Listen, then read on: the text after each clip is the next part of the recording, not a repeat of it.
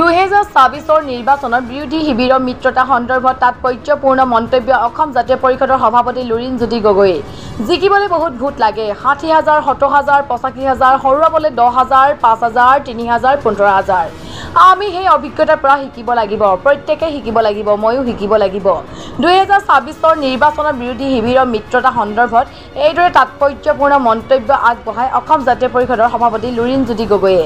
মই বিশেষ নকওঁ কোনে কি কৈছে, বাস্তৱ পৰিস্থিতিৰ পৰা সকলোৱে অভিজ্ঞতা বুটলিছে বুলি মন্তব্য লুৰিণজ্যোতি গগৈ। দেওবাৰে অজাপত টিংখাং সমষ্টি উদ্যোগত মৰাণৰ ডুমৰ দলঙত অনুষ্ঠিত হয় অসম জাতীয় পৰিষদৰ সাংগঠনিক পৰ্যালোচনা সভা আৰু যোগদান কাৰ্যসূচী। অসম জাতীয় পৰিষদৰ সভাপতি লুৰিণজ্যোতি গগৈৰ উপস্থিতিত বিভিন্ন ৰাজনৈতিক দলৰ আৰু বিভিন্ন সংগঠনৰ শতাধিক লোকে যোগদান কৰে। ইফালে অসমৰ বিভিন্ন প্ৰান্তত অজাপত যোগদান কাৰ্যসূচী অব্যাহত থকা বুলি জানিবলৈ দিছে লুৰিণজ্যোতি গগৈয়ে। অসম জাতীয় পৰিষদৰ টিংখং সমষ্টিৰ উদ্যোগত আজি এক বিশেষ যোগদানৰ কাৰ্যসূচী ইয়াত অনুষ্ঠিত হৈ যায়। এই ডুমৰ দলং ৰাইদাং অঞ্চলৰ বিভিন্ন প্ৰান্তৰ পৰা ৰাইজ আহিছে। তাৰ উপৰিও টিংখং সমষ্টিৰ বহু অঞ্চলৰ পৰা বহুত বিশিষ্ট ব্যক্তি, বিশেষকৈ বিজেপি দলৰ কেইবাগৰাকীও নেতা কৰ্মকৰ্তা, তাৰ উপৰিও ৰাইজৰ দলৰ কৃষক মুক্তি সংগ্ৰাম সমিতি, ছাত্ৰ মুক্তি সংগ্ৰাম সমিতিৰ কেইবাগৰাকীও নেতা কৰ্মকৰ্তাই অসম জাতীয় পৰিষদৰ নীতি আদৰ্শ আৰু দৰ্শনৰ প্ৰতি শ্ৰদ্ধাশীল হৈ তেখেতসকলে আমাৰ অসম জাতীয় পৰিষদত আজি যোগদান কৰিছে।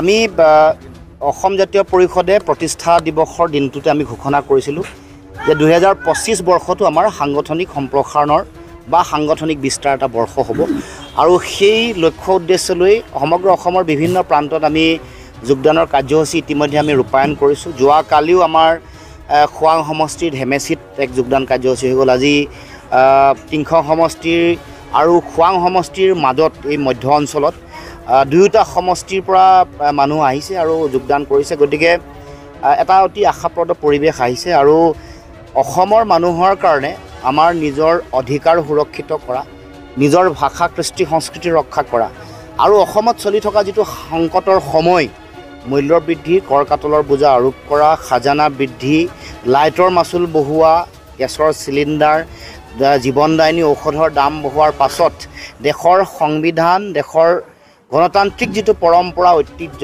এইটোক নাইকিয়া কৰিবৰ কাৰণে, আমাৰ মাটি ভেটি বিক্ৰী কৰিবৰ কাৰণে বিজেপিয়ে যি ৰাজনৈতিক এটা পৰিৱেশ গঢ়ি তুলিছে, এই ভয়াৱহ ৰাজনৈতিক পৰিৱেশক নিশেষ কৰিবলৈ, ইয়াৰ প্ৰতিৰোধী সংগ্ৰাম গঢ়ি তুলিবলৈ হ'লে অসমৰ জনগণৰ হাতত থকা একমাত্ৰ বিকল্পটোৱে হ'ল জাতীয়তাবাদী ৰাজনৈতিক আদৰ্শ।